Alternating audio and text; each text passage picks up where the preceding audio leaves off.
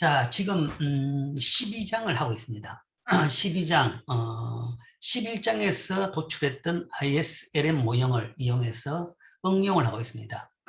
정책에 따라서 균형이 어떻게 바뀌는지, 그 다음에 여러 실제 발생했던 케이스 스터디 등을 보게 될 겁니다. 그래서 지지난주에 했지만 응용 부분을 잠시 복습을 해보면 실제 이제 ISLM 모형 균형이라는 것은 우리가 이렇게 나타낼 수가 있습니다. 그림으로 이야기한다 그러면 ISLM 모형이라는 것은 수평축은 소득이고 수직축은 이자율, 즉 P, 물가 수준은 변하지 않는 고정된 수준이다. 여기에서 이제 단기 균형을 보는 거죠. 단기 균형 모형입니다. 거기에서 상품 시장 균형 모형은 IS 곡선이고, 이거는 이제 균형 국민 소득 모형에서 도출된 상품 시장 균형, 상품 및 서비스 시장 균형 조건입니다. 그 다음에 LM 커브는 화폐 시장, 소위 케인즈의 유동성 선호 이론을 바탕으로 한 화폐 시장 균형에서 도출됐던 LM 커브가 이렇게 되고, 이 두 선의 교차점이 물론 이제 단기 균형점이 되겠죠. 그래서 상품 및 서비스 시장, 화폐 시장이 동시에 균형되는 점이다. 또 그걸 식으로 나타낸다 그러면 IS 커브의 식은 이런 식이고 LN 커브의 식은 이런 식으로 되는 거죠. 그래서 식으로 이야기한다 그러면 이 두 식이 동시에 만족되는 Y하고 R, 여기서는 Y가 여기 있죠. 여기도 Y 있고 Y가 여기도 있고 여기도 있고 R 여기 있고 여기도 RY가 있죠. 이 RY, 그러니까 두 식을 동시에 만족시키는 RY를 구하라 라는 것이 이제 균형을 구하는 일입니다. 식으로 주면 이 식에서 균형을 구할 수 있고, 그림으로 이야기한다 그러면 이 두 선이 교차하는 이 점이 바로 균형점이 됩니다. 자, 이게 우리가 이제 11장에서 도출한 ISLM 모형입니다. 모형이고, 자, 여기서 이제 뭐 ISLM 모형을 통한 정책 분석을 한다. 그렇다 그러면 정책이라는 것은 재정 정책은 정부 지출 또는 정부 구매의 변화 또는 세금의 변화죠. 조세의 변화. 여기 따라서 균형이 어떻게 바뀌는지. 그 다음에 금융정책 또는 통화정책은 통화량의 변화죠. 그래서 M이 어떻게 바뀌는지. 즉 G나 T의 변화에 따른 이 변화. 그 다음에 이 M의 변화에 따른 이 균형의 변화가 어떻게 되는지를 봤습니다. 그래서 정부 구매의 증가 같은 경우는 정부 구매가 늘면 IS 커브가 오른쪽으로 이동하고, 그러면 균형이 여기서 이 점으로 가게 되죠. 뭐 처음에는 이제 여기서 이만큼 동일한 이자율에서는 이렇게 가는데, 이게 우리가 균형 국민 소득 모형에서 본 승수 효과만큼입니다. 승수 효과지만, 그러나 이제 이 점에서는 균형에서 벗어나기 때문에 여기서 이제 이자율이 오르면서 균형으로 되돌아가죠. 그러면서 이자율이 오르면서 승수 효과의 일부분이 줄어드는 소위 밀어내기 효과가 발생하죠. 그 다음 두 번째 조세 삭감 같은 경우에도 동일한 형태입니다. 동일하게 IS 커브가 오른쪽으로 이동합니다. 이동하지만 이제 앞에 하고 차이라는 것은 승수 효과가 앞에보다는 적다. 동일한 액수만큼의 정부 구매하고 동일한 액수만큼 세금을 삭감시켰더라도 이 조세 승수가 정부 구매 승수보다 적기 때문에 이 폭이 조금 더 적다. 뭐 그 정도의 차이입니다. 나머지 과정은 동일하게 되겠죠. 그 다음 세 번째 정책으로 이야기하면 통화량을 이동시키는, 변화시키는 금융정책이죠. 금융정책은 통화량이라는 것은 이 LM 커브 안에 있죠. 그렇기 때문에 이제는 통화량이 변하면 IS 커브가 변한 것이 아니라 LM 커브가 변하게 되죠. 그래서 통화량을 늘리면 LM 커브는 오른쪽으로 이동합니다. 오른쪽으로 이동하게 되면 결국은 균형은 여기에서 1로 가게 되죠. 그런데 이제 당장에 본다 그러면 당장에는 이자율이 이렇게 떨어져 가지고 뭐 동일한 단계에서는, 아주 초단계에서는 Y가 변하지 않겠지만, 그러나 이자율이 떨어졌기 때문에 거기에 따라서 이제 투자가 늘면서 Y가 점점점 좀 증가하게 되죠. 그래서 여기서 이 점으로 가는 겁니다. 이것도 궤적을 본다 그러면 당장에는 이렇게 떨어졌다가 그 다음에 다시 이렇게 간다라고 이제 이 전체 경로를 우리가 이해할 수 있습니다. 그 다음에 이제 금융정책과 재정정책의 상호작용을 봤습니다. 그러니까 정책이란 것이 상호작용에 따라 가지고 정책의 효과가 달라집니다. 특히 이제 재정정책을 한 경우, 재정 정책을 했다 그러면 정부 구매를 늘리거나 아니면 세금을 깎아준 거죠.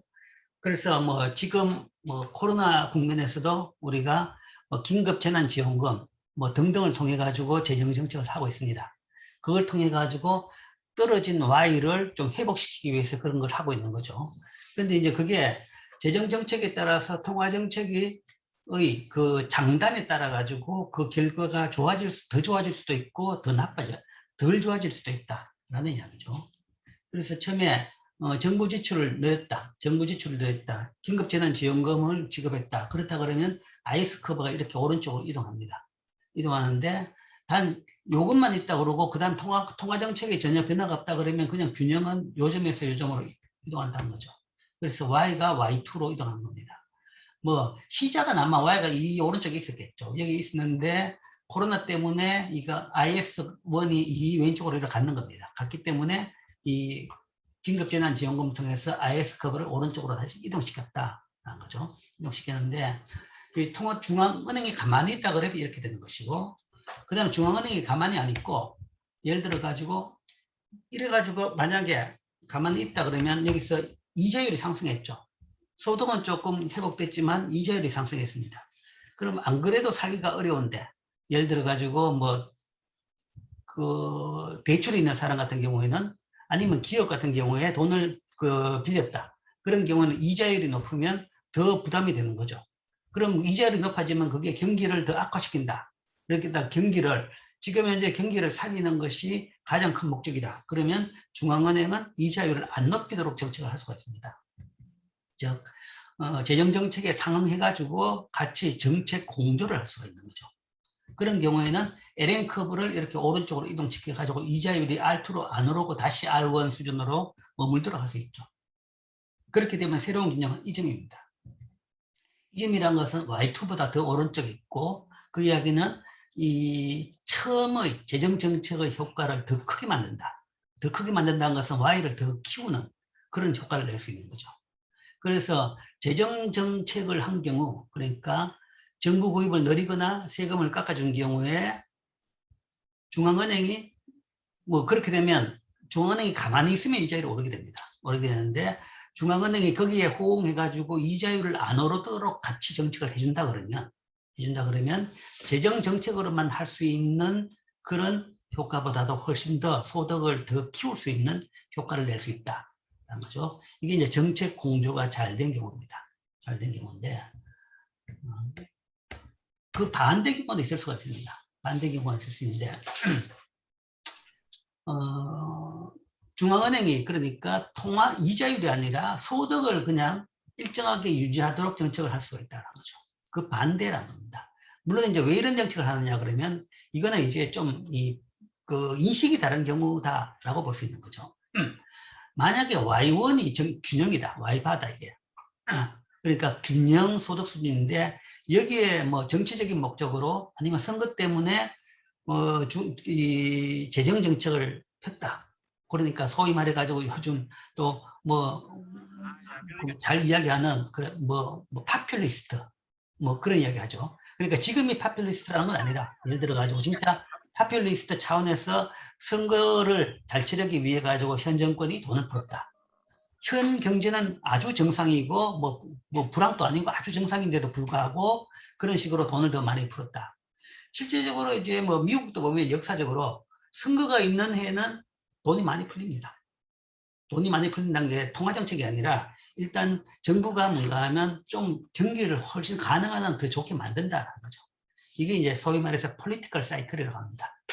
그래서 이제 그런 부분에서 만약에 정부가 재정정책을 했다라고 한다 그러면 중앙은행 입장에서는 이거는 정부가 틀렸다. 그러니까 균형의 Y1이라는 균형이 있는 상태에서 괜히 선거 때문에 Y2로 갔다 그러면 그때는 중앙은행은 Y1으로 머물 수 있는 정책을 나는 취한다. 라고 해가지고 정부하고 엇박자의 정책을 취할 수는 있습니다. 만약 그렇게 된다면 중앙은행이 그런 판단을 했다 그러면 이런 경우에는 IS가 늘었다 그러면 반대로 LM을 줄이는 방향으로, 통화량을 줄이는 방향으로 해가지고 Y1 수준으로 머물도록 그런 식으로 반대 정책을 할 수도 있는 거겠죠. 물론 이게 이제 교과서적인 예고 실제적으로 이런 일은 잘 발생하지는 않아요. 그 정도 중앙은행이 대놓고 이 행정부하고 이렇게 반대 박자로 싸우는 일을 하는 경우는 잘 없습니다. 잘 없습니다만은 특히 선거 때는 더더군다나 잘 없습니다만은 정책 그러니까 교과서적으로는 이렇게 이야기할 수가 있는 거죠. 그래서 이런 정책 공조에 따라 가지고 이 정책의 효과는 더 커질 수도 있고 아니면 완전히 다 까먹을 수도 있다. 즉 그 이야기는 정책의 공조가 중요하다라고 볼 수 있죠.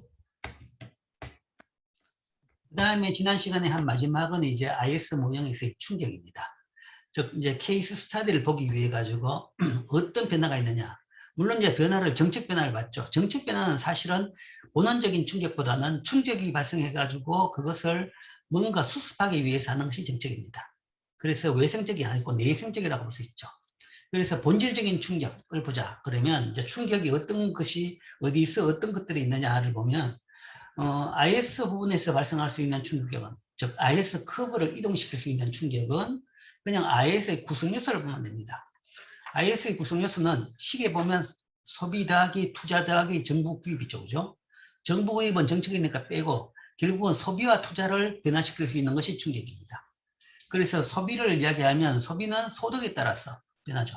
그러니까 소득이나 아니면 재산, 또한 이제 재산에 따라서 소득 변화입니다. 소득이나 재산의 변화가 주로 IS 커브에서의 소비에서 발생하는 충격입니다. 뭐 가장 흔하게 발생하는 재산의 변화는 주가 변화죠. 주식이 주가는 가장 많이 변하죠. 그러니까 가장 빈번하게 변하는 IS 부분의 충격은 주가의 변화입니다. 그 다음에 뭐 또 하면 예를 들어 재산을 이야기한다 그러면 자산을 이야기하면 금융자산인 주식 외에도 요즘에는 이제 부동산 뭐 그런 걸 들 수 있죠. 최근 우리나라의 부동산 가격 상승, 사실은 우리나라뿐만 아니라 전 세계적인 상승입니다. 상승에 따라 가지고 뭐 그런 것들도 뭐 아주 소비를 크게 변화시키는 요인입니다. 그런 식으로 주로 자산의 변화, 재산이나 소득이나 자산의 변화가 소비를 변화시키는 요인입니다. 그런 충격이죠. 그 다음에 투자에 영향을 주는 가장 큰 충격은 기업들의 행동이죠. 기업들이 미래에 대한 예측이 있는 겁니다. 미래 경기가 좋을 것 같으면 투자를 많이 하고 미래 경기가 나쁠 것 같으면 투자를 줄입니다. 그래서 이거는 기업들의 미래에 대한 예측, 예상 이런 것들이 가장 큰 영향을 미치죠. 그 다음에 이제 또 큰 영향을 미치는 것은 기술 변화입니다. 기술 변화. 뭐 새로운 기술이 나왔다. 그렇다 그러면 그 새로운 기술을 구현하기 위해서 뭐 공장을 새로 짓고 뭐 투자를 많이 하게 되는 거죠. 그런 거는 이제 굉장히 외생적이고 뭐 큰 변화의 셈이죠. 뭐 그런 것들도 이제 기업들의 투자를 변화시키는 요인들입니다. 그래서 IS 충격은 주로 그런 데서 발생하고, 그 다음에 LM 충격은 뭐 이 LM 커브 그 식에서 발생하는 충격입니다. M이나 아니면 뭐 유통속도 이런 데서 변하는 거죠. 그리고 이제 금융에 대한 사람들의 태도 아니면 사람들의 금융에 대한 느낌, 행동 이런 것들에 영향을 주는 겁니다. 뭐 여기 예는 이런 거죠. 신용카드 사기로 통화 수요가 증가했다. 신용카드 사기면 신용카드가 불안하다, 못 쓰겠다. 그렇게 되면 신용카드 대신에 현금을 쓴다. 뭐 그렇게 되면 이제 이런 것들이 이제 뭐 요즘은 뭐 이런 일은 잘 발생하진 않죠. 오히려 요즘은 신용카드보다는 이제 신용카드 이외의 다른 금융수단이 또 많이 발생했죠. 그러니까 뭐 카카오라든지 아니면 뭐 아니면 인터넷 뱅킹이라든지 이제 그런 것들이 더 많이 늘어나면서 현금 이외의 현금을 뭐 보완하는 이런 여러 거래 수단이 등장하면서 오히려 통화 수요는 굉장히 안정적이고 그런 것 때문에 이제 전체적으로 통화 수요는 줄어드는 그런 추세가 있습니다. 뭐 시작부터 이야기한다 그러면 신용카드가 처음 도입되면서 현금 수요는 줄어들었고 그 다음에 또 ATM 기기가 많이 놓이면서 또 현금 수요는 줄어들었고 그 다음에 더 나아가서 최근에 뭐 이 인터넷 뱅킹 뭐 그런 것들을 많이 사용하면서 또 현금 수요는 줄어들었고 그런 것들은 이제 장기적으로 통화 수요를 줄어드는 뭐 충격, 뭐 요인이라고 볼 수 있습니다. 그래서 뭐 이런 것들이 통화 수요 LM에 미치는 충격들이다.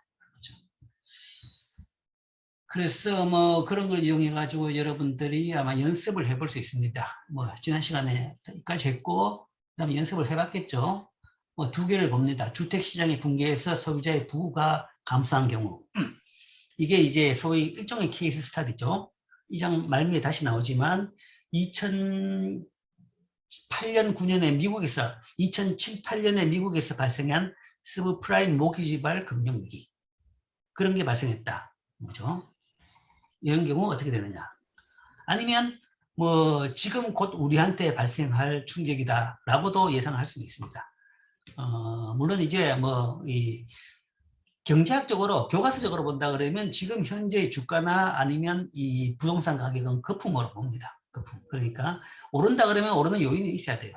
근데 이제 그 거품이 뭐 거품이 끼면 당장 꺼진다. 그건 아닌 거죠. 그건 아니기 때문에 이게 언제까지 더 오를지는 몰라요. 지금보다 훨씬 더 오를 수도 있습니다.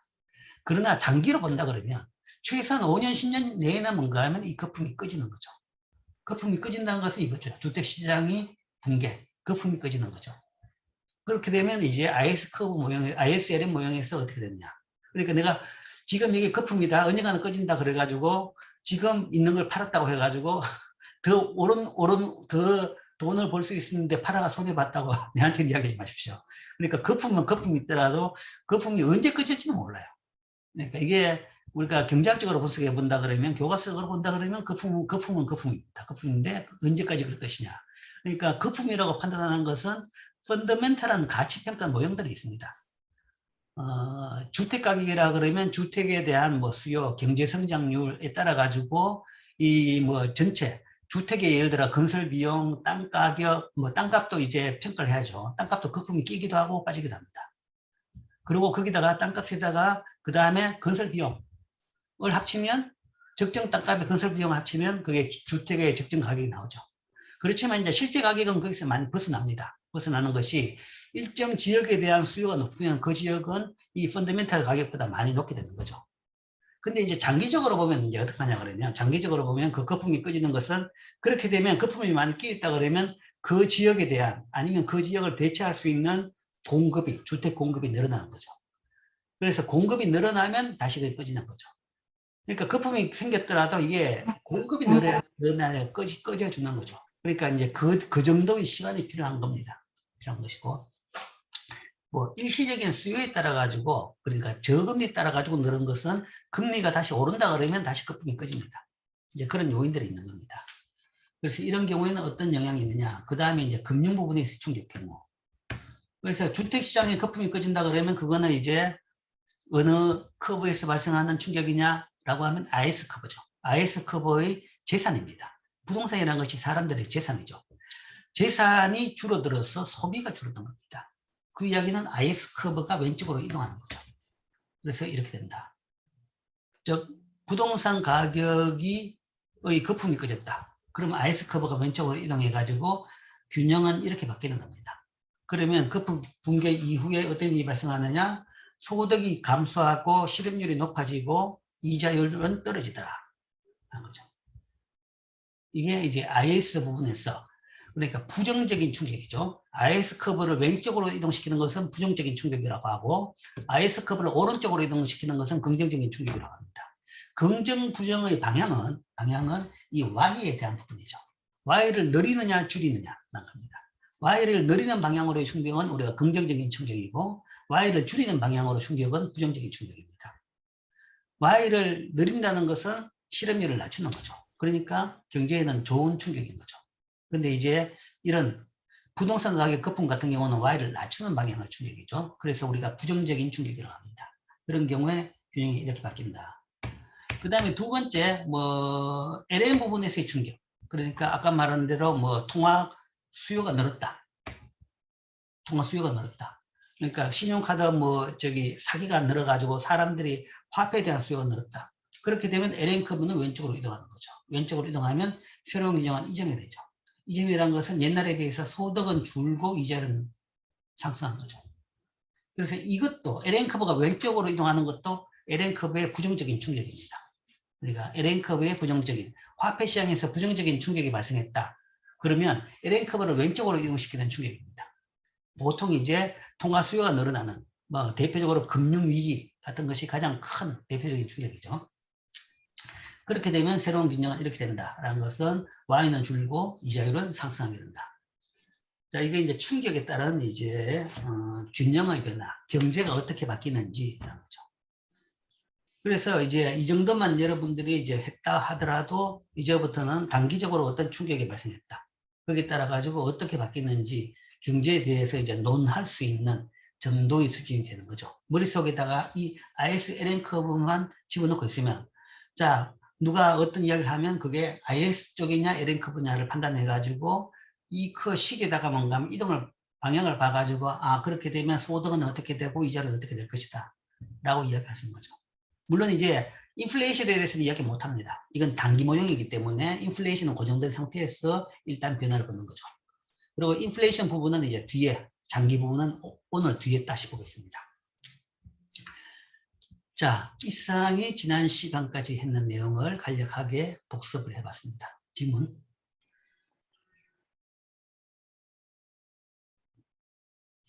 자, 그러면 지금 본 충격을 이제 잘 이해했다 그러면 그걸 이용해 가지고 실제 이제 실전으로 들어갑니다. 그래서 사례 연구, 케이스 스터디. 자, 첫 번째가 2001년에 발생한 미국의 경기 침체라는 거죠. 2001년 미국 경기 침체가 발생했는데, 자, 케이스 스터디를 하려고 그러면 어떤 게 케이스냐? 경제 데이터에서 불황이 뚜렷하게 감지되는 경우인 거죠. 그러면 경제 데이터라는 것은 어떤 데이터냐? 불황의 여부를 판단하는 것은 경제 성장률입니다. 성장률 또는 실업률인 거죠. 성장률이 굉장히 줄어들었거나 마이너스로 갔다든지 아니면 실업률이 높아진 경우죠. 그러니까 그게 뭔가 하면 한 달, 두 달이 아니라 최소한 뭔가 몇 달, 두 분기 정도는 계속되는 겁니다. 두 분기. 보통 두 분기 정도는 계속되는 그 정도를 우리가 충격이라고 이야기하죠. 그런 데이터를, 그러니까 경제 성장률과 실업률 데이터를 봐가지고 거기에 큰 변화가 생겼다. 그런 것을 우리가 큰 충격이라고 보고 그런 케이스 스터디를 하게 되는데, 이건 2001년 경우입니다.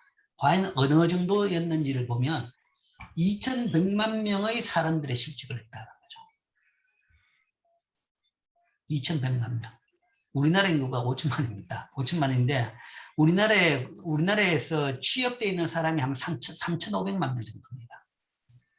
그러니까 우리나라의 취업자의 거의 절반 이상이 실업을 했다는 이야기죠. 물론 이제 우리나라보다 인구가 미국 훨씬 많으니까. 그럼 이게 어느 정도냐? 아주 인구가 많다 그러면 이것도 뭐 얼마 안 될 수가 있겠지만 어느 정도냐 그러면 실업률이 3.9%에서 5.8%라고 상승했다. 실업률이 2%포인트 정도 늘었다는 이야기죠. 현재 우리나라 실업률이 한 3.8% 되거든요. 3.8%. 그래서 우리나라 실업자가 아마 100만 명이 조금 더 됩니다. 100만 명이 조금 더 되는데 이게 이제 2%포인트 올라갔다. 그러니까 우리나라하고 이제 우리나라 정도로 이제 같이 우리나라에서 어느 정도 충격이냐라고 비교해 본다 그러면 현재 실업자 수가 배로 늘었다는 이야기입니다. 배는 아니죠. 지금 실업자의 절반만큼이 더 늘었다. 2%포인트 늘었다는 것은 3.8에서 거의 뭐 한 6%, 5.8, 5.7 정도까지 올라갔다는 이야기죠. 우리나라로 예로 따져본다 그러면. 그러면 100만 명 정도 넘는 실업자였는데 실업자가 160만 명, 170만 명 정도로 늘었다. 그러면 뭐 실업자가 뭔가 하면 옛날보다 뭔가 50%나 절반이나 더 늘었다. 엄청나게 많은 실업인 겁니다. 코로나 사태가 발생해도 우리나라가 그렇게 실업자가 늘지는 않았습니다. 아마 제일 많이 늘을 때 그 정도도 안 됐죠. 코로나 사태로도. 코로나 사태로 사실은 실업률이 굉장히 높아졌습니다. 높아진 것이 자영업이 사실은 자영업, 식당, 카페가, 여행, 식당, 카페가 사실은 고용 효과가 제일 큰 부분입니다. 가장 노동 제약적이죠. 거기에 뭔가 하면 엄청난 실업이 발생한 겁니다. 그래서 실업률은 엄청나게 늘었습니다. 사실 제조업 공장은 몇 개 문 닫아도 별로 실업률에 큰 영향은 안 보여요. 왜냐하면 전체적으로 지금 현재 제조업이 고용에 차지하는 효과는 굉장히 낮습니다. 즉 우리나라의 대부분 제조업은 옛날에 비해서는 상당히 자동화돼 가지고 전체 공장에 비해 가지고 일하는 사람 숫자는 얼마 안 되는 편이죠. 그래서 덩치로바가 얼마나 뭐 대기업 공장에 문을 닫았다 하더라도 실제 뭔가 하면 그게 실업률에 끼치는 영향은 그렇게 크진 않습니다. 거기에 반해서 소위 뭐 자영업, 코로나 같은 걸로 인해 가지고 자영업이라든지 여행 관련 산업이 이 붕괴된다 그러면 뭐 엄청난 실업이 발생한 거죠. 그러니까 그 정도, 현재 우리나라에서 코로나로 인해 가지고 실업 사태 발생하는 정도다라고 생각하면 됩니다. 실제 미국은 코로나 사태로 지금 이제 이때보다는 실업률이 더 높아졌습니다. 지금은 좀 회복되고 있지만 어쨌든 2001년에 그 정도 실업이 크게 발생했다. 지금 코로나 사태에 버금가는 정도의 경기 냉각, 침체가 발생했다. 그 다음에 실업뿐만 아니라 경제 성장률도 마이너스로 갔더라. 마이너스 0.8%. 그래서 이게 이제 굉장한 충격이다라는 거죠. 뭐 최근에 본다 그러면 제일 최근의 충격을 본다 그러면 뭐 코로나를 빼고 나면 그 전에는 이제 미국발 금융위기, 유럽 금융위기 그게 2008년, 9년, 7, 8, 9년에 걸쳐가 있었고 그다음 그 바로 전 충격이 바로 이겁니다. 이게 미국 경기 침체. 자, 그럼 이 일은 왜 발생했느냐? 여기에 대해 가지고 우리가 세 가지를 원인을 낼 수 있습니다. 가장 첫 번째는 사실은 이겁니다. 이건데 왜 발생했느냐? 주가가 너무 올라가지고 거품이 꺼져서 그렇습니다. 그러니까 거품은 꺼진다 그런 이야기죠. 거품은 꺼진다. 이 S&P 500 지수 이게 주가 지수죠. 주가 지수인데 미국 주식시장을 미국 주식시장 그러면 대표적으로 다우존스 지수 아니면 나스닥 지수 이런 걸 이야기하죠. 그런데 이제 그 지수마다 이야기할 때 앞에 다 꾸미 말이 붙습니다. 다우존스 지수는 대기업을 반영하는 다우존스 지수는, 그러니까 다우존스 지수는 대기업 몇 개만의 지수입니다. 주가 지수고. 그 다음에 나스닥은 소위 IT 기업 중심의 지수입니다. 그리고 S&P 500 지수는 이게 가장 큰 거 적은 거 다 합쳐가지고 가장 대표적인 걸 다 합친 지수입니다.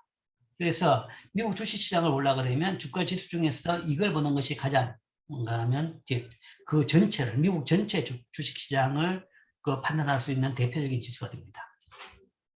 이 지수로 봐가지고 95년부터 꾸준히 오르죠. 5년 동안에 주가가 이때 한 500으로 맞죠. 500에서 1500으로 올랐습니다. 2배, 3배 올랐죠. 그러니까 500에서 1500으로 올랐다.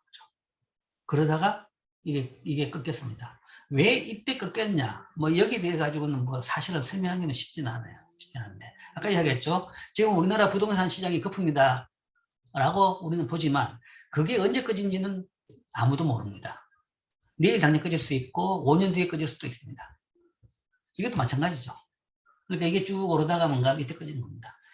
자, 이게 이제 이때 이래 쭉 떨어졌다. 쭉 떨어졌다는 것은 이제 사후적으로 보죠. 그렇기 때문에 우리가 경제학자들이 뭘 이야기한다 그래도 다 사후적입니다. 사전적인 예측은 못해요. 그러니까 일 다 끝나고 그거 설명이라도 제대로 하면 제대로 분석을 하는 거죠. 그 정도입니다. 어쨌든 사전적인 예측은 못합니다. 어쨌든 꺼졌기 때문에 이게 진짜 거품이구나 라고 이제 확인이 되는 거죠. 물론 이때 보면 이때부터 시작해가지고 거품이라는 이야기 계속 나옵니다. 계속 나오지만 신문에 계속 뭔가 하면 거품이라고 비판을 하지만 계속 더 올랐습니다. 올라가기까지 갔던 겁니다. 여기까지 갔다가 여기서부터 이제 꺼지기 시작하죠. 꺼져가 이렇게 확 꺼졌습니다. 이게 1500에서 다시 뭔가 하면 거의 절반 수준으로 떨어지는 거죠. 그래서 이걸 우리가 소위 IT 버블 붕괴라고 이야기합니다. IT 버블 붕괴. 그러니까 이때 이걸 올린 주 기업들이 어떤 기업이냐. 이때 주가가 주로 올랐던 기업들이 어떤 기업이냐 보면 IT 기업들입니다. 그러니까 구글부터 시작해서 페이스북, 트위터, 그런 기업들이죠. 지금 우리가 이렇게 이름을 지금 올리는 회사 이름 같은 경우는 이때 서바이브 해가지고 계속 오른 회사들입니다.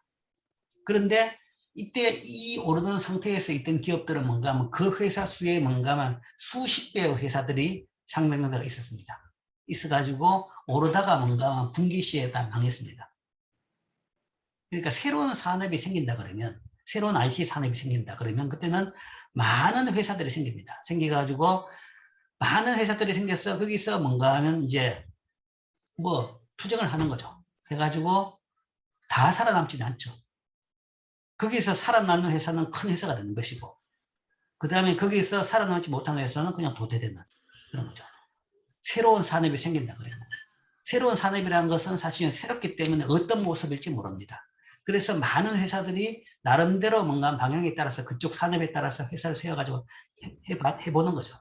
해보다 보면 그게 수요자들 아니면 시장에서의 그 사람들의 수요에 맞으면 그게 성공하는 것이고 그게 안 되면 뭔가 하면 거기서 도태가 되는 거죠.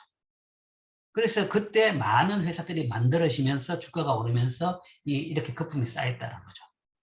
쌓이면서 뭔가 하면 이제 어느 정도 그 자웅이 가려졌다. 가려지면서 뭔가 하면 도태되는 회사들이 생기는 거죠.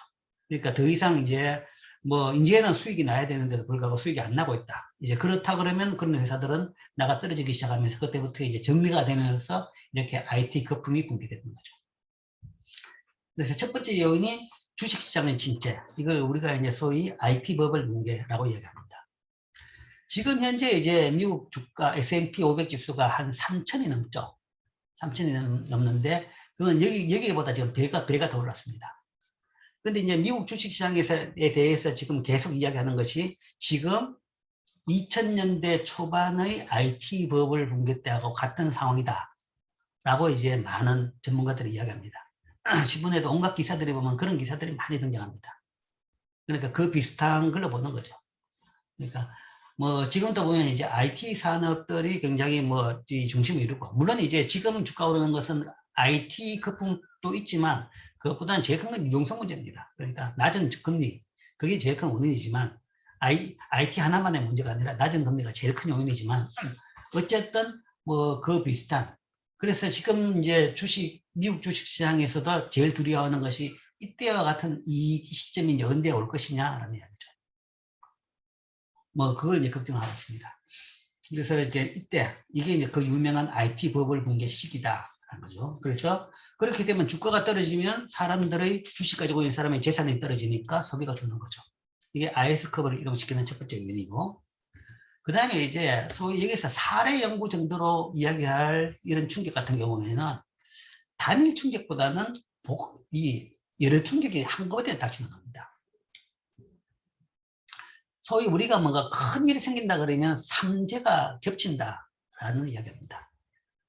집안에 큰 호환이 발생하면 그러니까 하나가 잘못된 게 아니라 한 3가지 정도 재앙이 동시에 발생해야지 그게 큰 재앙이다라는 거죠. 삼재가 겹친다라는 거죠. 이것도 마찬가지입니다. 삼재입니다. 첫 번째 제가 IT 버블 붕괴에다가 IT 버블 붕괴도 뭔가 하면 예를 들어서 뭔가 그것만 발생했다 그러면 또 뭐 통화 정책에 따라 가지고 어떻게 해가지고 그렇게 안 길게 빠른 속도로 회복은 또 시킬 수는 있겠죠. 정리는 좀 하고. 근데 거기다가 플러스 그 다음에 어떤 일이 생겼느냐? 9/11. 이게 2001년입니다. 2001년 9월 11일 날 월드 트레이드 센터 건물에다가 소위 비행기가 여객기가 뭔가 충돌하면서 9/11이 발생했죠.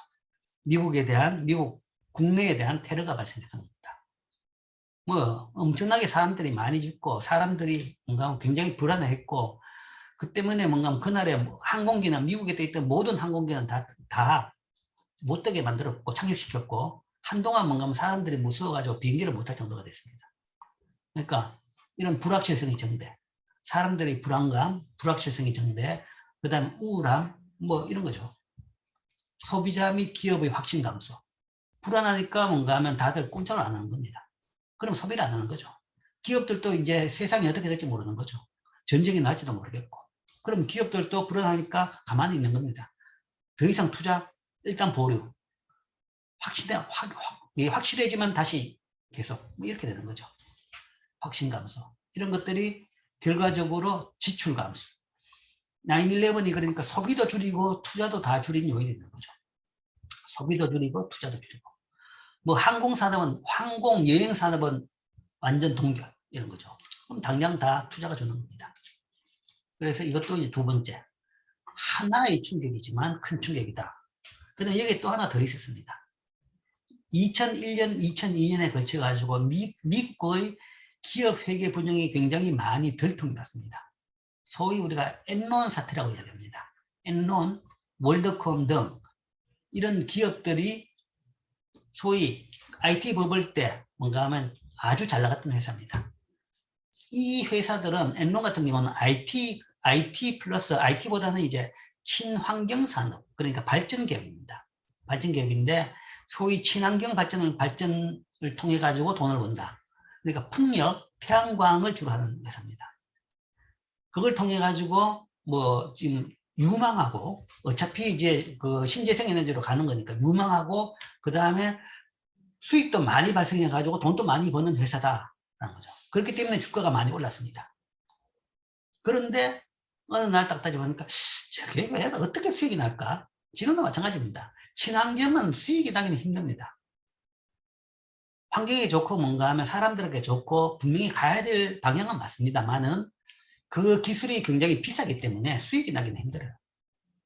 그래서 사람들이 이게 무슨 말이냐 싶어가지고 그 회계 정보를 다시 한번 곰곰이 살펴봤죠. 그러니까 이 알 수 없는, 믿을 수 없는 숫자들이 자꾸 등장하는 거죠. 그러니까 수익이 많이 발생했다는 것은 사실은 회계 부정을 통해 가지고 그렇게 해가지고 주식 투자한 사람들한테, 이 회사 투자한 사람들한테 거짓 정보로 좋은 회사다, 수익이 많이 난다라는 것을 보여줬던 거죠. 그래서 그 회계 부정이 들통나니까 완전 적자 투석이 회사입니다. 엔론도 그렇고 월드컴도 그렇고. 그러니까 IT 아니면 뭐 친환경 이것의 이제 어두운 면이죠.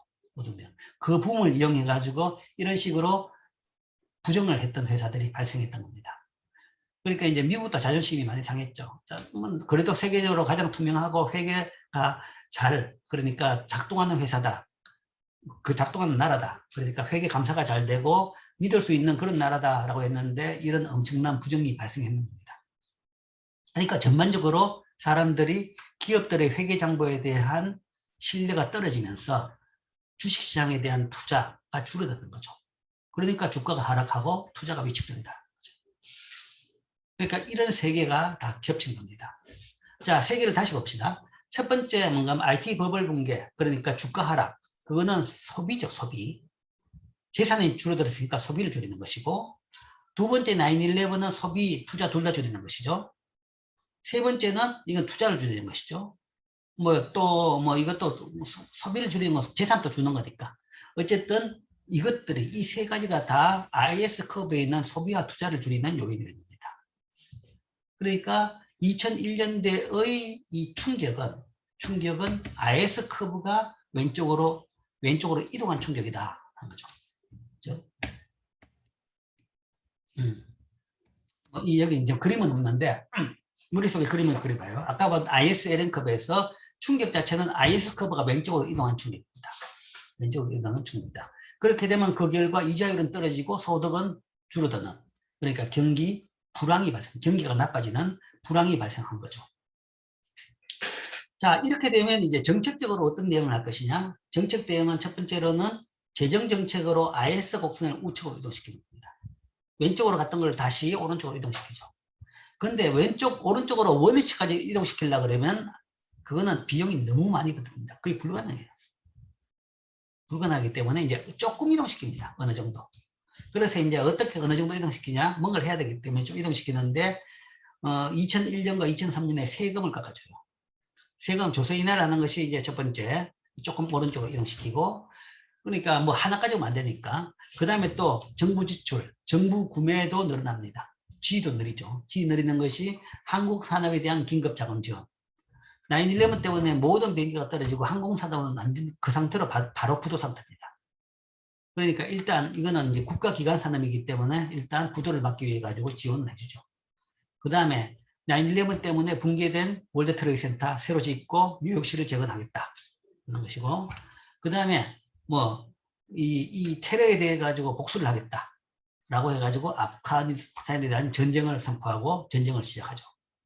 전쟁이라는 것이 사실은 제일 큰 재정 정책입니다. 그러니까 아주 효과적으로 전쟁은 부수는 거죠. 무기를 만들어서 부수는 겁니다. 무기를 만들어서 무기도 부서지고 다른 인프라도 같이 부서지는 거죠. 그러면 다시 또 무기를 만들어야 되고 다시 인프라를 만드는 거죠. 그러니까 제일 뭐 좀 역설적인 이야기지만 제일 효율적인 재정 정책인 셈이죠. 물론 이제 그 돈이 어디서 나느냐, 그건 이제 두고 나중에 빚으로 나는 겁니다. 그 재정 정책의 결국은 재정 정책의 나중에 후과라는 것은 결국은 이걸 쓰기 위해서 세금을 안 올리고 이걸 썼다. 세금을 깎아주는 판에 더 올릴 수가 없죠. 그렇다 그러면 세금을 안 올리고 이걸 썼다는 것은 이만큼 부채가 남는 겁니다. 그래서 그 부채가 남아가 지금 점점 더 커지고 있는 거죠. 어쨌든 그 나중에 국가는 뭐 누군가는 이제 그거를 거기에 대해 가지고 뭔가 비용을 지불해야 되는 셈이죠.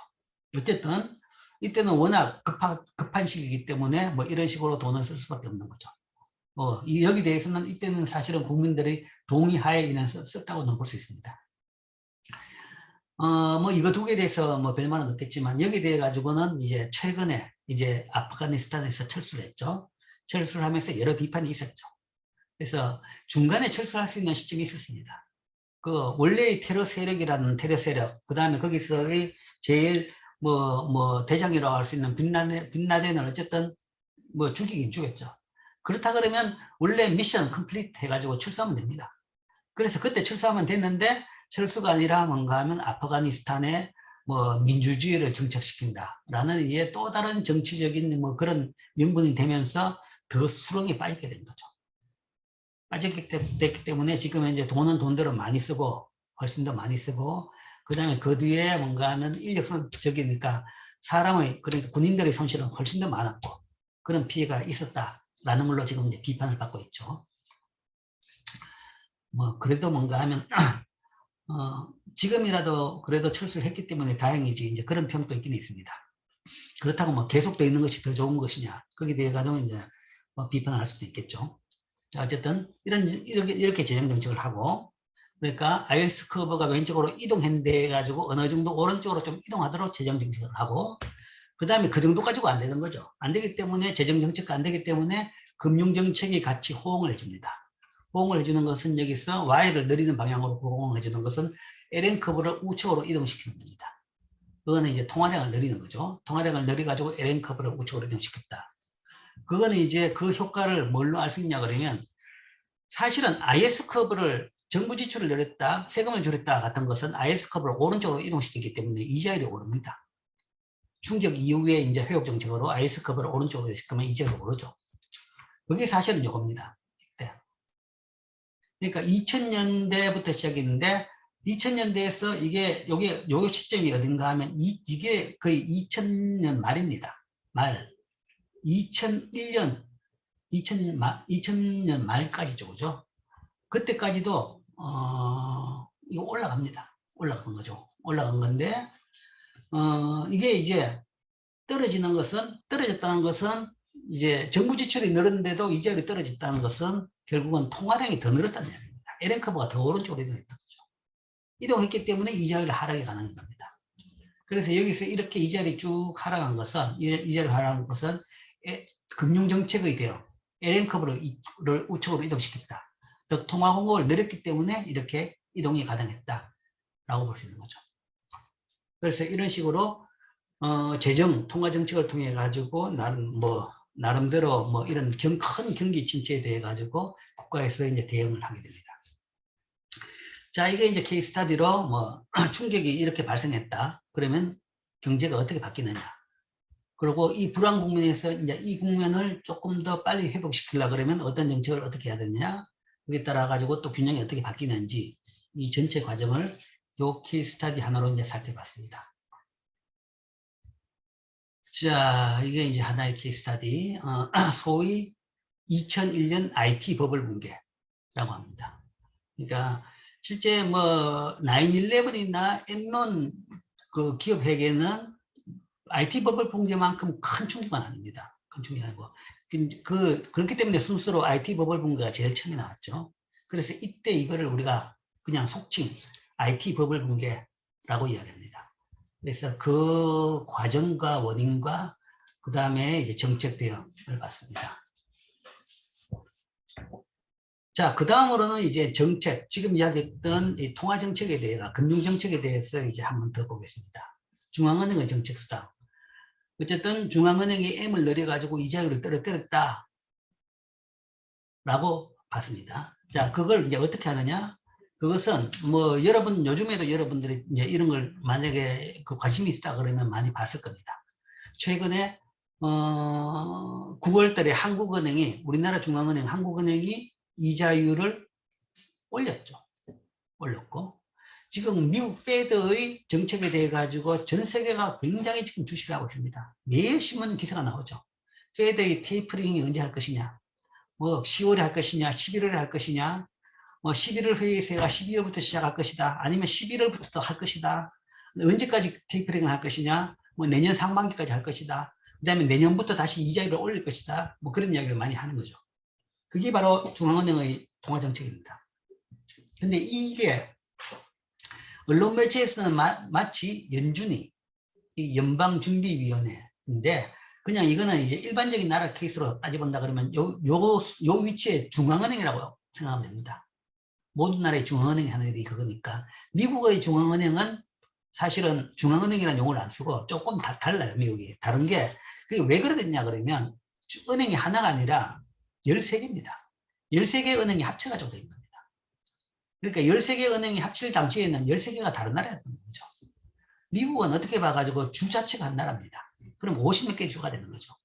근데 이제 그 뒤에 이제 좀 더 상된 거고, 옛날 주들은 뭔가 하면 조그만 주들이 동부에 많이 있었는 셈인데, 그것들이 예를 들어 150년 전에는 미국은 나라 주마다 돈이 다 틀렸어요. 그러니까 한 100년 전만 해도 주마다 돈이 다 틀렸다는 거죠. 주마다는 아니더라도 아까 13개 은행이라고 그랬죠. 13개 은행들이 각기 돈을 발행하고 있습니다. 그리고 그 돈은 동일한 돈이 아니었습니다. 다른 주에 가면 소통이 안 되는, 통용이 안 되는 돈이었던 거죠. 바로 옆에 주에 가면 반 정도 받아주고, 옆에 주에 가면 아예 안 받아줘요. 그런 식으로 뭔가 하면 여러 다른 나라들이 있었던 거죠. 근데 이제 그게 뭐 너무 불편하고 뭔가 하면 여러 가지 문제가 있고, 그래가지고 그게 하나의 합치면서 연방준비위원회를 만든 겁니다. 그래서 중앙은행이라고 하지 않고 그냥 연방 페더럴 13개 은행의 합침이라는 용어로 쓰고 있는 겁니다. 뭐 소위 최근에는 이제 EU가 그렇다, 유로가 그렇다라고 생각하면 맞죠. 유로도 사실은 그걸 보고, 그 샘플을 보고, 그 케이스를 보고 만든 겁니다. 유럽에 뭔가 하면 뭐 국경도 별 의미가 없는데 나라마다 다른 돈 쓰는 게 너무 불편하고 비용이 많이 든다. 그래서 유럽에서 뭔가 하면 대륙에서 나라들이 다 합쳐가지고 돈을 한 가지로 하자라고 이제 유로를 만든 거죠. 그렇기 때문에 유럽에서는 유럽 중앙은행이 있습니다. ECB, 유럽 센트럴 뱅킹, ECB라고 하는데 유럽 중앙은행이 있습니다. 그러니까 미국의 페드하고 비슷한 개념이죠. 그래서 어쨌든 미국은 이상하게 좀 다른 용어, 연준이라고 이야기합니다. 이건 그냥 중앙은행이라고 생각하면 되죠. 모든 우리나라 한국은행이라고 생각하죠. 연준이가 시장 이자율을 직접적으로 통제하는 것처럼 이자율 변화로 금융당국의 정책 변화를 보답니다. 지금은 뭐 이상한 상황이기 때문에 테이퍼링 이야기하는데, 그건 아주 예외적인 경우고, 뭐 극히 최근에 만들어졌던, 지난 미국 금융위기 때 처음 만들어졌던 그런 통화정책이고, 일반적인 통화정책은 이자율입니다. 이자율. 그렇기 때문에 뭐 지금 또 아까도 이야기했지만 미국도 내년 하반기냐 후내년이냐 이자율 상승이 언제 갈 것이냐라는 이야기하죠. 그 이자율 때부터가 이제 정상적인 통화정책입니다. 그래서 이제 보통 이야기할 때 우리나라 한국은행이 이달 초에 정책금리를 0.25%씩 올렸습니다. 올린 거와 마찬가지로 미국도 연준이가 내년 후반기나 후내년쯤 되면 분명히 페더럴 펀드 레이트를 이렇게 올린다라고 이야기할 겁니다. 정상적으로 하면서. 즉 이자율을 직접 통제가 올린다라고 발표하는 것 같이 보이는데, 그러니까 연준이 페더럴 펀드 레이트를 0.25% 올린다라고 발표를 할 건데, 이게 이자율을 직접적으로 올리는 것 같이 그런 식으로 보도는 하고 있는데 실제적으로는 아니라는 얘기죠. 실제적으로는 페더럴 펀드 레이트는 시장 이자율입니다. 시장이에요. 그러니까 이제 시장은 시장인데 아주 제한된 시장이 미국 중앙은행, 그러니까 FRB하고 그 다음에 미국의 주요 은행들 하고의 돈 거래를 하는 시장에서의 이자율입니다. 그것도 돈 거래는 하루 상관의 돈을 빌려오는 그때 이자율을 페더럴 펀드라는 거죠. 그 이자율에 대한 이야기입니다. 그 이자율인데, 근데 그 이자율은 시장 이자율이기 때문에 정부가 고시하는 이자율은 아닙니다. 그날 결정되죠. 그런데 중앙은행이 그런 발표를 하는 것은 그 이자율을 고시하는 수준이 되도록 유지하겠다라는 목표를 이야기하는 겁니다. 사실상 연준이는 은행들 사이에 하룻밤 동안 대출할 수 있는데 적용되는 금리인 페더럴 펀드 레이트에 대한 목표를 정하는 거죠. 목표를 지금보다 0.25% 올리겠다라는 거죠. 실제적으로 시장 이자율에 대해서 직접 통제를 하는 건 아니다. 그리고 뭐 사후적으로 본다 그러면 그걸 그대로 달성하냐 그러면 그대로 달성하지 못해요. 매일매일 뭔가만 조금씩 차이는 난 거죠. 그러나 이제 이 0.25% 올리면 옛날보다는 그것보다 더 높은, 그 정도는 더 올라간 수준에서 매일 조금씩 격차는 발생합니다. 그런 차원의 정책. 물론 이제 그런 이자율을 올리는 것은 통화 공급을 변화시켰어. 이자율을 올린다 그러면 돈을 더 줄이는 거죠. 줄임이 이자율을 넣는 겁니다. 통화 공급을 변화시켜가지고 LN 커브를 이동시킴으로써 그 목표를 달성한다. 실제적으로 시장 이자율의 직접 주제는 아닌 거고, 그 다음에 이제 시장 이자율이라 그러면 사실은 그것보다는 뭔가 하면 참 더 큰, 뭐 대부분 선진국들의 시장, 금융시장에서 이자율이 뭐냐 그러면 3개월 만기 국채 이자율입니다. 3개월 만기 T빌이라고 하죠. 국채 이자율 시장. 그 시장하고 이 페더럴 펀드 시장은 다릅니다. 다르지만 모든 금융시장은 단기채나 중기채나 장기채나 다 대체성이 어느 정도 있어요. 그러니까 한쪽에서 오르면 따라가지고 다 오른다는 거죠. 즉 다른 단기 이자율은 전형적으로 페더럴 펀드 레이트와 같이 움직이는 겁니다. 이 단기 이자율이라는 것은 아까 이야기하는 제일 대표 이자율이 3년 만기 국고채, 우리나라는 3년 만기 국고채인데 대부분 선진국은 3개월 만기 소위 T빌, 트레저리 빌, 그러니까 재무성 채권입니다. 우리나라는 3개월 만기 T빌이 없기 때문에, 그 국고채가 없기 때문에 3년 만기를 쓰고 있고, 대부분 선진국은 3개월 만기 이 국채 이자율이죠. 그래서 이게 시장 이자율인데, 가장 대표 시장 이자율인데, 이것도 전형적으로 이 정책 이자율에 따라간다. 그렇게 중앙은행이 정책 수단하는 겁니다. 그럼 중앙은행은 통화 공급 대신에 왜 이자율을 정책 지표로 삼았는가 하는 거죠. 우리가 통화정책 얘기할 때는 통화량을 늘리고 줄이고 이야기합니다. 늘리면 늘리고 줄이고. 그런데 왜 늘리고 줄이고가 아니고 이자율 가지고 발표를 하느냐. 몇 가지 이유가 있는데, 실제 1980년대까지만 하더라도 사실은 통화량으로 정책을 발표했습니다. 80년대. 90년대 와서 바뀌었고, 우리나라는 거의 2000년대 와서 이자율 타겟으로 바뀌었습니다. 그 전까지는 사실은 통화정책이었습니다. 통화량 가지고 정책 지표를 발표했습니다.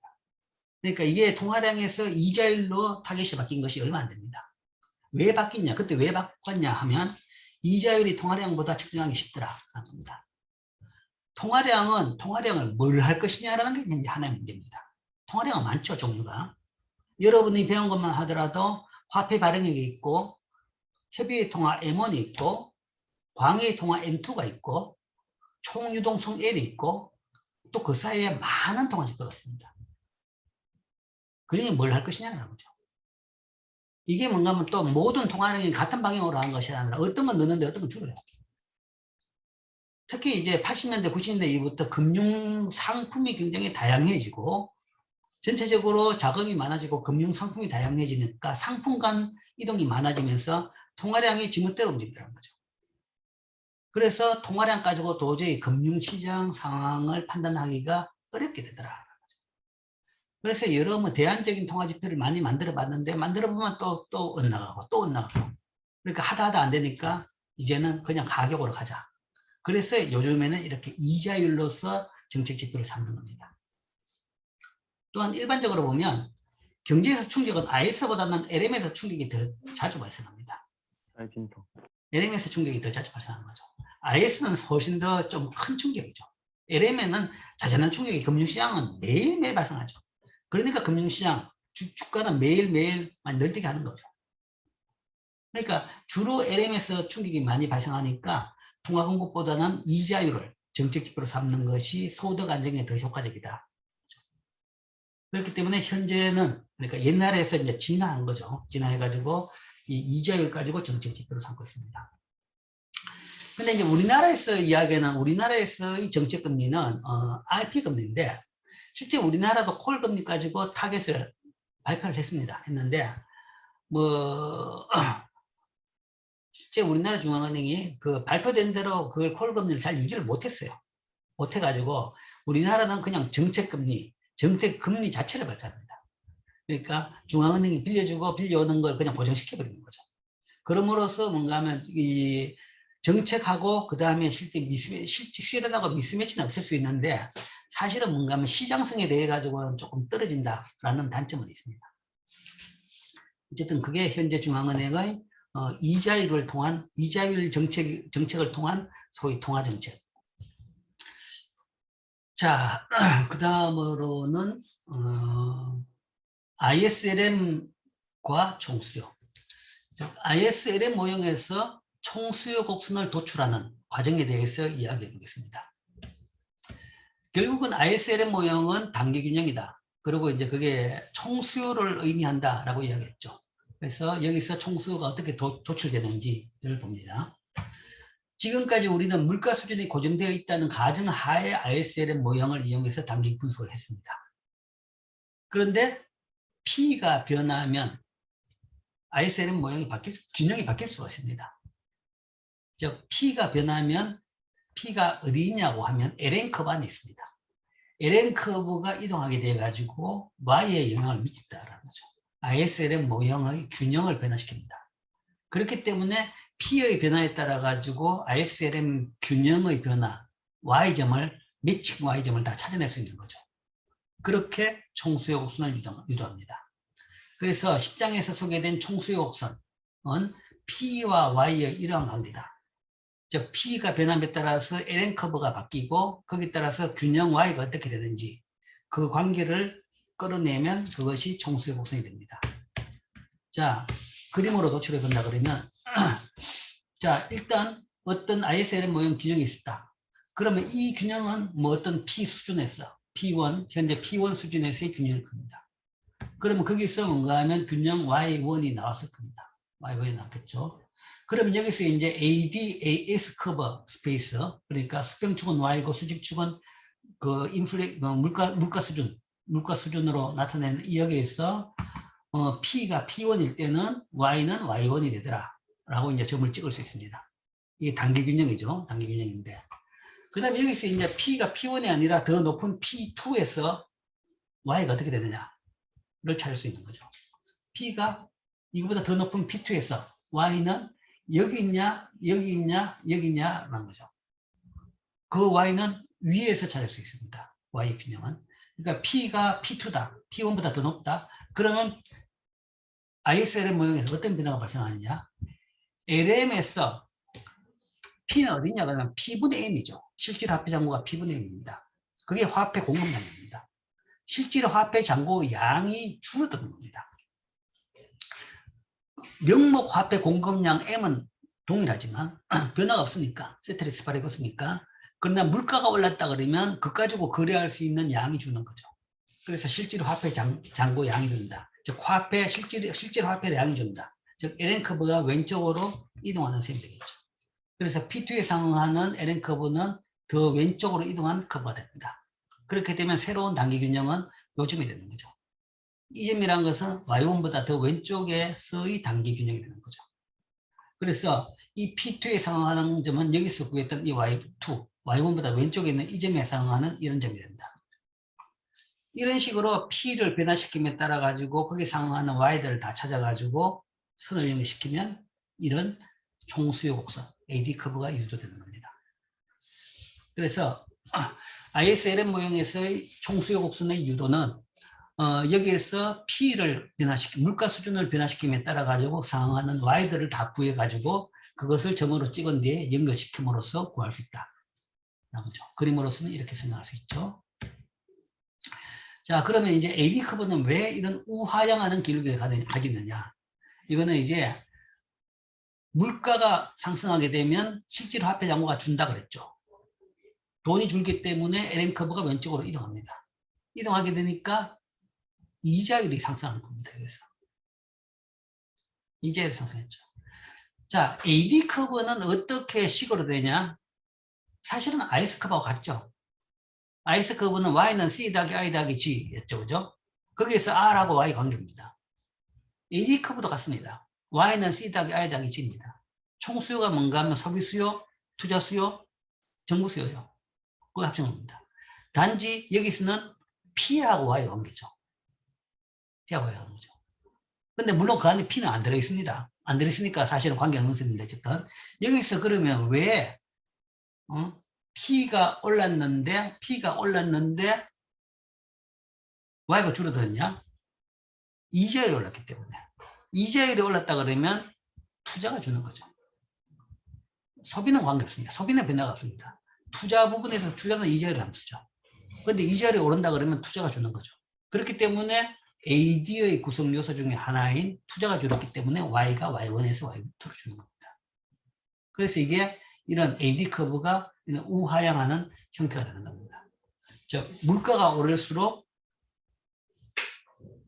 총수요가 줄어든다. 물가가 오를수록 총수요가 줄어든다. 이 관계라는 것은 결국은 중간에 이자율 때문에 줄어든다. 그래서 투자가 줄어들어 가지고 Y가 줄어든다. 그래서 이게 우하향하는 관계가 되는 겁니다. 즉 구성의 변화, AD에서 물가가 더 올랐다. 그렇기 때문에 구성의 변화가 어디 생기느냐? 소비, 투자, 정부 구매 중에서 어떤 것이 변하느냐? 소비하고 정부 구매는 변한 것이 없습니다. 없고 단지 이자율이 올라가지고 투자가 줄어서 총수요가 줄었다. 그렇죠? 물론 이 안에 직접적으로 P는 존재하지 않죠. P는 존재하지 않지만 P가 이쪽 시장으로 가가지고 LN 커브를 이동시켜가지고 이자율을 올렸기 때문에 투자가 준 겁니다. 그게 이제 이 우하향하는 의미, 왜 우하향하게 되느냐, 그 직관적인 설명입니다. 자, 그 다음에 이제 이걸 이용해가지고, 정책에 따라가지고 총수요 곡선이 어떻게 되느냐. 총수요 곡선이 ISLN 커브에 따라서 그 ISLN 모형 균형에서 도출됐습니다. 그렇기 때문에 재정정책, 금융정책에 따라가지고 총수요 곡선은 다 이동합니다. 둘 다 이동하죠. ISLN 모형 속에 재정정책, 통화정책이 다 있으니까. 먼저 금융정책을 봅시다. 그래서 중앙은행이 총수요를 증가시킬 수 있다. LM을 그러니까 금융정책을 확대 금융정책을 사용했다. 통화량을 늘렸다. 그렇게 되면 LN 커브가 우측으로 이동하죠. 이게 오른쪽으로 이동하게 됩니다. 이동하죠. 이동하게 되고 그렇게 되면 여기서 이자율이 상승하죠. 이자율이 상승하면 이 커브 자체가 이게 선상의 이동이 아니라 커브 자체가 시프트하게 되는 겁니다. 그러니까 여기에 비해 가지고 동일한 물가 수준에서 여기서 이 두 균형을 비할 때 둘 다 물가는 피원했습니다. 피원했고 단지 통화량만 바뀌는 거죠. 그러니까 동일한 물가 수준에서 균형 Y가 달라지는 거죠. 여기서는 Y1인데 이제 더 통화량이 는 P1은 그대로인데 통화량이 더 는 수준에서 ISLN 모형에서의 균형 Y는 Y2가 되는 거죠. 그러니까 동일한 P에서 Y2 이 점을 통과하는 AD 커브가 되어야 되는 거죠. 그 이야기는 AD 커브가 오른쪽으로 시프트했다, 이동했다는 겁니다. 그 이야기는 자 AD 커브는 정책에 따라 어떻게 변하느냐? 정책에 따라 AD 커브는 선상의 이동이 아니라 AD 커브 자체가 이동하게 됩니다. 시프트한다. 통화량을 늘리면 AD 커브가 오른쪽으로 가고 오른쪽으로 이동하고 반대로 해보면 통화량을 줄이면 AD 커브가 왼쪽으로 이동하는 그런 식의 금융정책에 따른 총수요 곡선의 변화가 발생할 겁니다. 그 다음에 재정정책도 동일한 거죠. 이제 방향은 정반대일 겁니다. 재정정책은 여기서도 동일한 P를 가지고 재정정책의 전후를 비교해 보는 거죠. 재정정책 전의 균형은 R1, Y1이었는데 여기서 정부 지출을 늘리거나 세금을 줄였다. 방향은 같으니까. 그렇게 되면 IS 커브가 오른쪽으로 이동하죠. 오른쪽으로 이동하면 새로운 균형은 이겁니다. 동일한 P에서 새로운 균형은 Y보다 더 큰 Y2가 되죠. 그 이야기는 동일한 P에서 Y1이 아니라 이제는 Y2가 균형이 됩니다. 그럼 이 점을 통과하는 AD 커브가 돼야 되죠. 그 이야기는 확장적인 재정정책을 하게 된다 그러면 AD 커브는 오른쪽으로 이동한다. 그 이야기는 정부 구입을 늘리거나 아니면 세금을 줄이면 AD 커브는 오른쪽으로 이동한다. 반대로 정부 구입을 줄이거나 아니면 세금을 늘리면 AD 커브는 왼쪽으로 이동한다. 이런 식으로 정책에 따라 가지고 AD 커브의 이동을 우리가 이해할 수 있습니다. 자, 그 다음에 이제 단기에서 장기로 이동. 지금까지 이제 단기 균형, ISLN 모형 균형이 단기 균형이죠. 그리고 그것을 의미하는 AD 커브까지 도출했고, AD 커브를 도출했으면 그 다음에 AS 커브하고 합쳐가지고 우리가 장단기 균형을 분석할 겁니다. 분석하기 위해서 이제 장단기 균형으로 넘어가는 그 과정을 다시 한번 리마인드 시킵시다.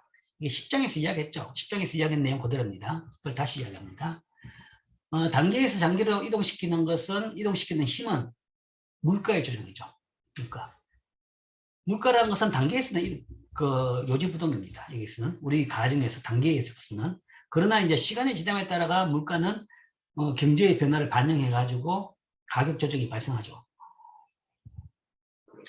그것이 이제 단계에서 장기로 이동시키는 힘인데, 그 힘의 방향은 Y가 Y바보다 클 때, 그 이야기는 경기가 호황이나 과열됩니다. Y바가 경기가 딱 정상이죠. 딱 정상이고, Y가 그거보다 더 크다, 경기가 뭐 과열이거나 아니면 호황일 때는 시간이 흘러감에 따라 가지고 물가는 오르는 거죠. 물가는 오른다. 그렇죠? 경기가 호황이나 과열이다 그러면 사람들이 뭐 웃돈을 주고라도 물건을 더 살라고 하는 거죠.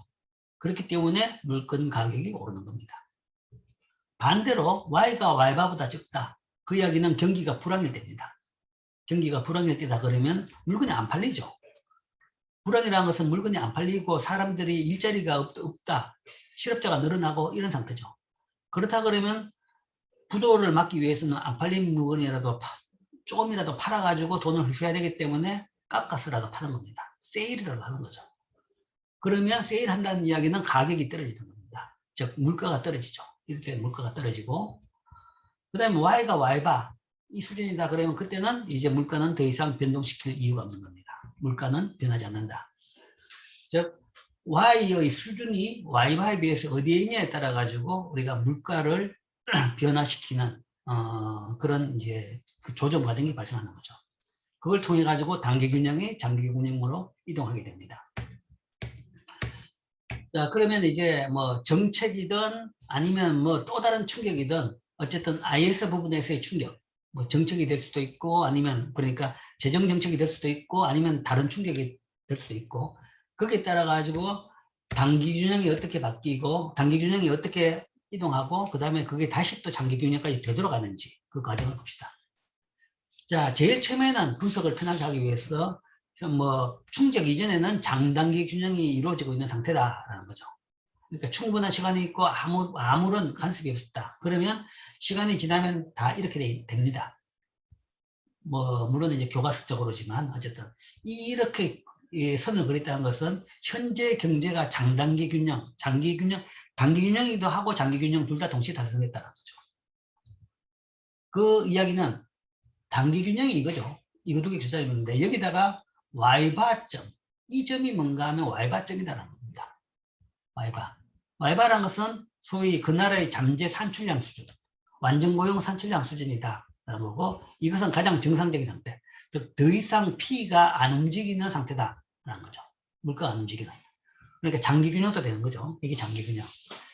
단기 균형은 ISLM 교차점이고 장기 균형은 그냥 Y바점인데, 이 Y바점, 이 교차점이 바로 Y바점이다. 그 이야기는 장단기 균형이 됐다라는 것이고, 이 Y바점에서의 수직선을 우리가 장기 총궁합선이라고 이야기합니다. 사실은 ISLM 모형에서 그림에서 이걸 그리는 것은 조금 뭐 어색하긴 하지만 어쨌든 쉽게 알기 위해서 여기다 이 같은 선을 껐습니다. 같은 선을 껐고, 이게 밑에 가고 대비하기 위해서. 그 다음에 이것을 뭔가 밑에 그리면 밑에 거는 이렇게 될 수 있죠. AD 커브는 이렇게 됐다. 이 AD 커브는 이 ISLM에서 도출되는 AD 커브다. 금방 앞에서 뭔가 동일한 그런 도출된 AD 커브고, 그 다음에 여기다 뭔가 하면 LR 장기 총공급 곡선은 지금 Y바 점이 이 점이기 때문에 이렇게 수직으로 그럴 수 있겠죠. 그럴 수 있고, 그 다음에 이 Y바가 뭔가 하면 단기 균형하고 교차점이다 라는 것은 단기 총공급 곡선, 수평선이죠. 이 수평선이 이 점을 통과하는 점이다 라고 할 수 있는 겁니다. 그래서 현재 이게 ISLM 모형에서 본 거하고 이거는 총수요 총공급 모형이죠. 두 그래프에서 장단기가 다 균형되어 있는 상태다 라는 것을 지금 이렇게 그릴 수가 있는 겁니다. 실제 여러분들이 이제 시험을 칠 때라도 장단기가 다 균형이 되어 있는 ISLM ADAS 모형을 그림으로 그려라 그러면 이제 이런 식으로 그려야 되는 거죠. 이런 상태를 이야기하는 겁니다. 자, 여기에서 IS 부분에서 충격이 발생했다. 그 이야기는 이 IS 커브가 이동하게 된다는 거죠. 그러니까 긍정적인 충격은 오른쪽으로 이동할 것이고 부정적인 충격은 왼쪽으로 이동할 겁니다. 근데 주로 대부분 충격은 부정적인 충격입니다. IS가 주로는 불황을 만드는 충격이죠. 불리한 수요 충격은 IS 곡선과 AD 곡선을 왼쪽으로 이동시키고 Y를 감소시킵니다. 뭐 아까 케이스 스타디에서 본 그런 IT 버블 붕괴, 아니면 뭐 9/11, 그 다음에 또 세 번째 뭐 회계 부정, 대규모 회계 부정 사태의 폭로, 이런 것들은 다 각각이 다 IS 커브를 왼쪽으로 이동시킬 수 있는 충격이 되는 셈이죠. 자, 그런 충격이 발생했다. 그러면 IS 커브가 왼쪽으로 이렇게 이동하게 되고, 그렇게 되면 동시에 AD 커브도 새로운 AD 커브가 되는 겁니다. 다른 AD 커브죠. 여기 상응하는 AD 커브는 새로운 AD 커브 이렇게 되는 거죠. 그러니까 P는 동일한데 새로운 균형이 여기인 거죠. 균형이 이제는 여기서 단기 균형이 요게 단기 균형이 된 거죠. 그 이야기는 옛날에 동일한 P에서 뭔가 AD 커브도 새로운 요 점을 통과하는 AD 커브가 돼야 되는 거죠. 그럼 요 점을 통과하는 AD 커브인데, 그러면 AD2라는 커브가 새로 생기는 겁니다. 즉, 불리한 수요 충격에 따라서 AD 커브도, IS 커브도 왼쪽으로 이동하고, AD 커브도 동일하게 왼쪽으로 이동할 수밖에 없는 거죠. 이렇게 이동한다. 이게 이제 처음 불리한 수요 충격이 발생했는 경우, 아까 말한 그 세 가지 중에 하나, 세 개면 동시에 발생해야 되고, 거기 따라 가지고 충격이 발생했다. 그러면 단기적으로는 이런 변화가 발생하는 거죠. ISLM 모형에서 이런 변화가 발생하고, ADAS 모형에서도 이런 변화가 발생하죠. 자, 이게 이제 단기 균형점입니다. 그래, 이 단기 균형점이라는 것은 Y가 Y바보다 더 낮은 점이죠. 더 적은 점이죠. 그러면 새로운 단기 균형은 Y가 Y바보다 더 작은 점이다. 그러면 이거는 이제 장기 균형에서 벗어났기 때문에 가만히 놔두면 이거는 다시 장기 균형으로 되돌아가게 됩니다. 물론 정책 개입해 가지고 빠른 속도로 이동시킬 수는 있겠죠. 근데 일단 여기서는 정책 개입을 빼고 가만히 놔뒀다라는 거죠. 가만히 놔두더라도 이거는 장기 균형으로 다시 되돌아갑니다. 어떻게 회복되느냐? 조금 전에 보여줬던 그거죠. 그러니까 P가 변함에 따라서, 물가가 변함에 따라서 회복되죠. 시간이 흘러감에 따라가 P는 점차적으로 하락하죠. 불황이 됐으니까 물건이 안 팔리는 상태죠. Y가 Y보다 적은 상태니까. 그러면 사람들이 뜨리 세일이라도 하게 되는 겁니다. 그러면 전반적으로 물가가 떨어집니다. 물가가 떨어지게 되면 이 LN 커브가 왼쪽으로 이동하고, 물가가 떨어지면 LN 커브 속에 P가 떨어지게 되면 왼쪽으로 이동하게 되고, 또는 여기에서 뭔가 하면 SRAS 커브가 밑으로 이동하게 되는 거죠. 두 개가 동시에 이동하는 겁니다. 동시에 똑같이 같이 이동하는 겁니다. 같이 이동하면서 SRAS는 아래로 이동하고 P분의 M을 증가시켜서 LM을 우측으로 이동시킨다.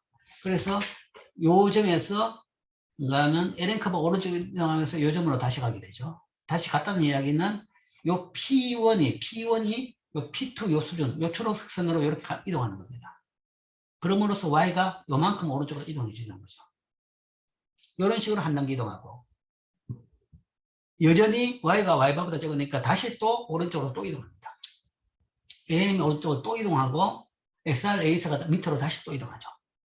이런 식으로 이동해가지고 어디까지 계속 오른쪽 밑으로 가느냐 그러면 이 교차점까지, 빨간 선과 이 파란 선의 교차점까지 계속 밑으로 오른쪽으로 이동하죠. 그래서 여기까지 도달했다 그러면 여기서는 이제는 Y는 Y바기 때문에 더 이상 P가 변할 동인이 없어지죠. 그렇게 되면 이까지 이동한다. 그래서 여기까지 이동한다라는 거죠. 이까지 이동했다 그러면 이것은 이제 이 점은 어떤 점이냐 그러면 새로운 장기 균형이 되는 겁니다. 이 점이라는 것은 Y바 점이죠. Y바 위를 통과하는 지점이기 때문에 장기 균형점이다. 여기서도 뭔가 Y바를 이동하는 점이죠. 그러니까 처음 시작점이 이 점이었죠. 처음 시작점. 충격 이전에 이 시작점이 여기였습니다. 여기였는데 소위 총수요가 주는 충격 때문에 여기서 여기로 갔다가 그 다음에 P의 변화에 따라서 이렇게 가는 거죠. 이렇게 갔다가 이렇게 가는 거죠. P가 떨어짐에 따라 가지고 P가 다시 P가 점진적으로 하락함에 따라 가지고 이렇게 가는 거죠. 그래서 동체적인 변화 방향은 이렇게 가는 것이고, 이 ISLM에서는 그렇고, 이 ADASM에서는 처음에 균형이 여기였죠. 여기였다가 당장 Y가 이까지 줄었죠. 줄었다가 물가가 떨어지면서 점점점 이쪽 이 선을 따라가 점점점 내려가면서 어디까지 갔느냐? 이까지 가는 거죠. 그래서 처음하고 동일한 Y바 수준으로 회복이 되는 겁니다. 이것이 이제 단기에서 장기로 가면서 경제가 회복되는 이 전체 과정입니다. 장단기적으로 회복되는.